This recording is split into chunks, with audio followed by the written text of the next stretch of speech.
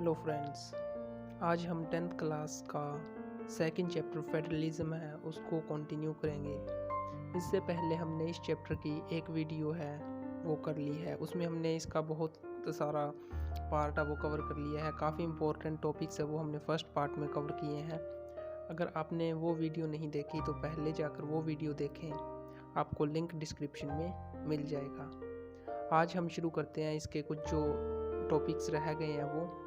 सबसे पहले आता है हाउ इज़ फेडरलिज्म प्रैक्टिस्ड, यानी कि जो फेडरलिज्म है उसको हम प्रैक्टिस कैसे करते हैं, उसको इम्प्लीमेंट कैसे किया जा सकता है। Constitutional provisions are necessary for the success of federalism but these are not sufficient.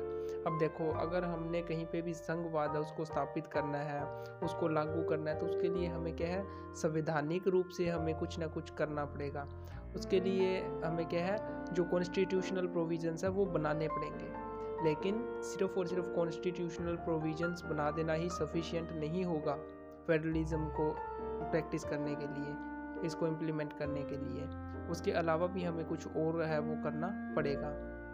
The real success of federalism in India is attributed to its nature of democratic politics।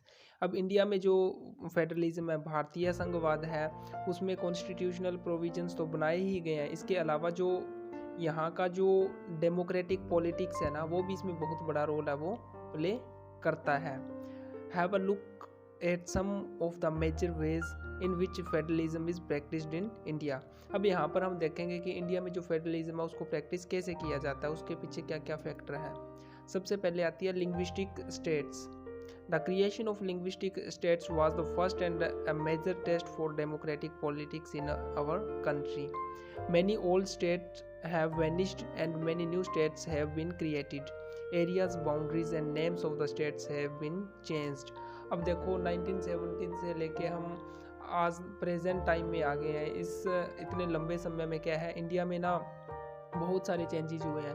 बहुत सारे स्टेट जो पुराने state थे उनको क्या है, वो vanish हो गए एक तरीके से, उनकी जगह नए स्टेट्स बन गए, उनके नए नाम, नई बाउंड्रीज, यानी कि ये सारी चीज़ें इंडिया में होती रही है टाइम टू टाइम।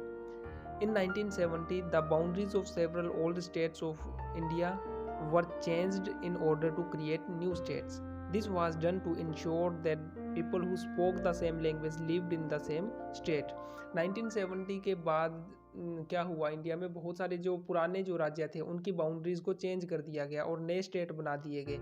ये नए स्टेट किस बिहाव पर बने गए, ये नए स्टेट बनाने के पीछे ये रीज़न था कि जो लोग हैं जो एक जैसी लैंग्वेज बोलते हैं उनको एक स्टेट में क्या है कर दिया जाए। जैसे तमिलनाडु है, वहाँ पर तमिल बोली जाती है।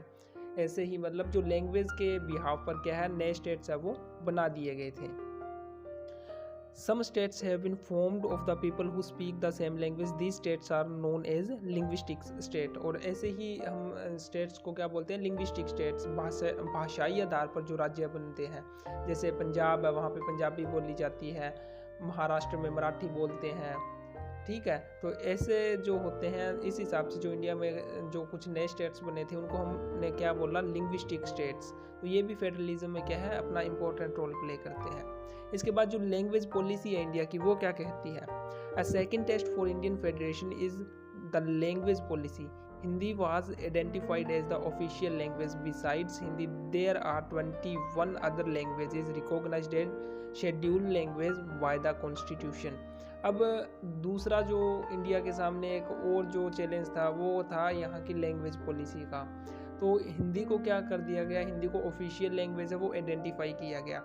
हिंदी के अलावा जो 21 और भाषाएं हैं उनको भी क्या है रिकॉग्नाइज कर दिया गया कॉन्स्टिट्यूशन में। उनको भी जो 21 अलग लैंग्वेज है उनको भी जगह दी गई। States to have their own official language and government work take place in the official language of the concern states. अब हिंदी को तो ऑफिशियल लैंग्वेज घोषित कर दिया गया था, इसके अलावा जो और लैंग्वेजेस थी उनको भी क्या है रिकॉग्नाइज किया गया।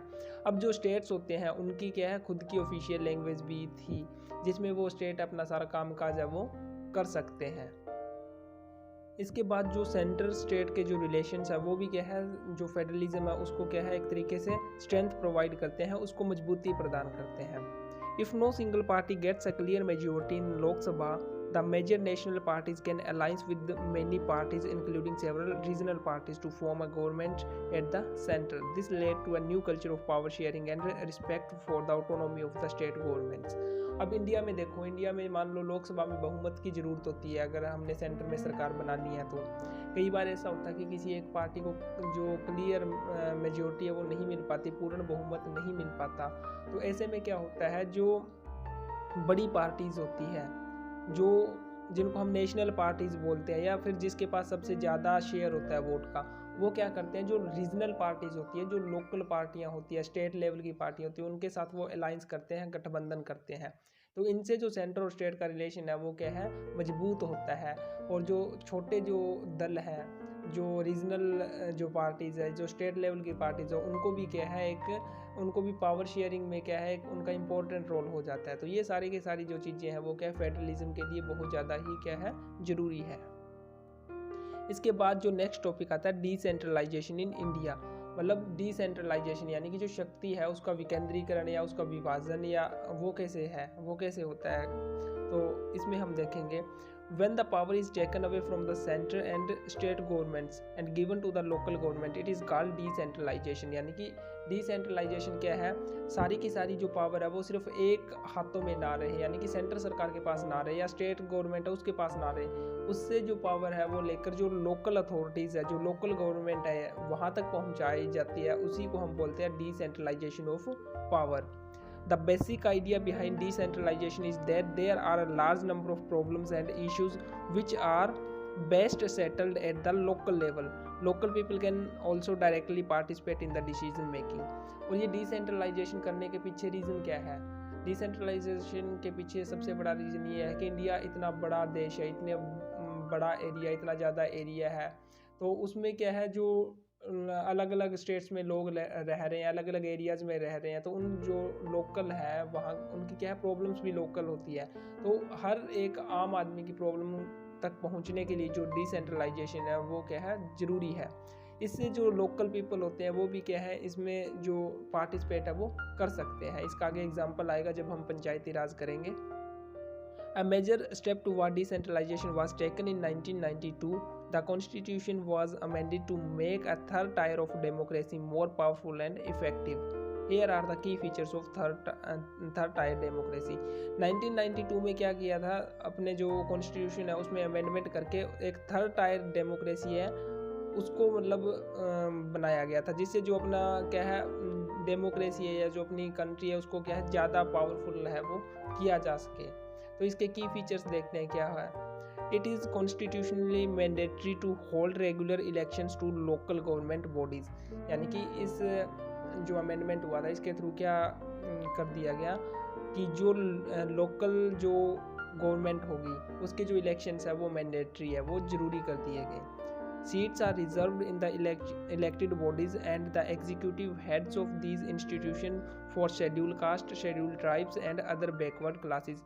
और यहाँ पर जो लोकल गवर्नमेंट के जो इलेक्शन होंगे इनमें जो शेड्यूल कास्ट, शेड्यूल ट्राइब या जो ओबीसी है उनके लिए क्या है, कुछ जो सीट्स है वो रिजर्व रखी गई। At least 1/3 of all positions are reserve for women. और 1/3 जो बहुमत है, 1/3 जो सीट्स है वो किसके लिए रिजर्व की गई, वुमेन के लिए रिजर्व की गई।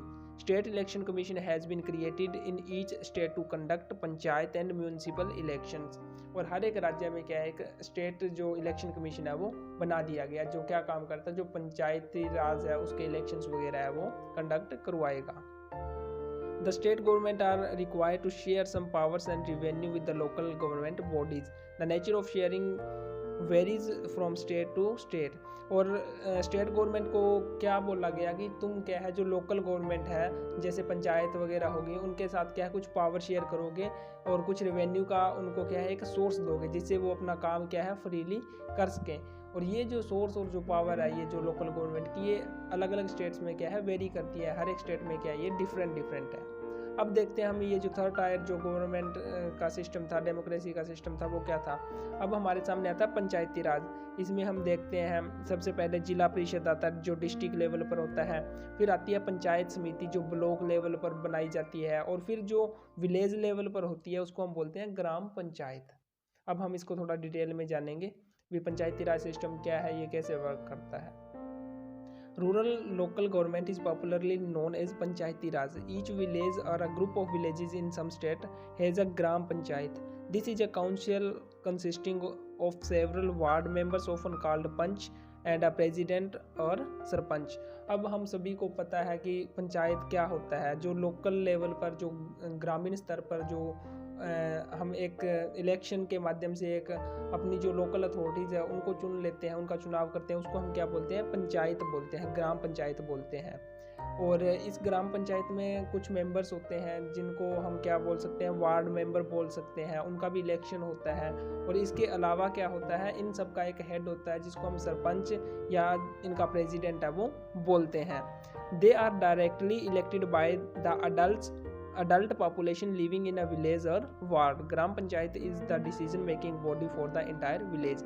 और ऐसा नहीं है कि मतलब इनका चुनाव ऐसे ही हो जाता है। जिनको वोटिंग का राइट है वो सारे के सारे अडल्ट है, वो क्या है, उस गांव के क्या है, फिर अपने मत का प्रयोग करके, मताधिकार का प्रयोग करके जो अपना पंचायत है उसको क्या है चुनते हैं, उसका चुनाव है वो करते हैं। और जो ग्राम पंचायत होती है वो ग्रामीण स्तर पर क्या है डिसीजन मेकिंग की पावर भी वो क्या है रखती है। The panchayat works under the overall supervision of the Gram Sabha. All voters in the village are the member of Gram Sabha. It has to meet at least twice or thrice in a year to approve the annual budget of the Gram Panchayat and to review the performance of the Gram Panchayat. अब जो ग्राम पंचायत चुन ली है उसका supervision कौन करती है, ग्राम सभा करती है। यानी कि ग्राम सभा ये देखती है ग्राम पंचायत है वो सही से काम कर रही है या नहीं। अब क्वेश्चन ये आता है भी ग्राम सभा क्या होती है। ग्राम सभा में उस गांव के सभी लोग आते हैं जिनको क्या है मत का अधिकार है, यानी कि जो अडल्ट है जिनका क्या है जो अपने मत अधिकार का प्रयोग कर सकते हैं वो सभी ग्राम सभा के मेंबर होते हैं। और ग्राम सभा की मीटिंग्स होती है साल में 2-3 बार होती है, जिसमें वो क्या तय करते हैं कि जो ग्राम पंचायत है उसका बजट कैसे होगा, उसका रेवेन्यू वगैरह कहाँ से आएगा, और ये चीज़ें देखेंगे कि ग्राम पंचायत प्रॉपरली वर्क कर रही है या नहीं। When gram panchayat are grouped together, they form a panchayat samiti or block mandal. The member of panchayat samiti representative are elected by all the panchayat members in that area. अब ग्रामीण स्तर पर तो होगी ग्राम पंचायत, और जो ब्लॉक स्तर पर होता है वहाँ पर होती है फिर पंचायत समिति। पंचायत समिति क्या है, उस ब्लॉक में आने वाले फिर जो ग्राम पंचायत होती है वो सारे क्या है इलेक्शन के थ्रू उनको क्या है चुनाव उनका भी वो क्या है करते हैं। इसके बाद इन सब के ऊपर आती है जिला परिषद जिसको हम बोलते हैं। All the panchayat samitis or mandal in a district together constitute the zila parishad. Members of Lok Sabha MLAs of the district and some other officials of the other district level bodies are the member of zila parishad. इसके बाद इन सब के ऊपर जिला परिषद है वो होता है। जिला परिषद में क्या है, जो उस एरिया का जो MP होएगा और जो MLAs हो गए, इसके अलावा कुछ और जो डिस्ट्रिक्ट लेवल की जो अथॉरिटीज़ होती है, ऑफिशियल्स जो होते हैं वो सारे के सारे जिला परिषद है उसके मेंबर है वो होते हैं।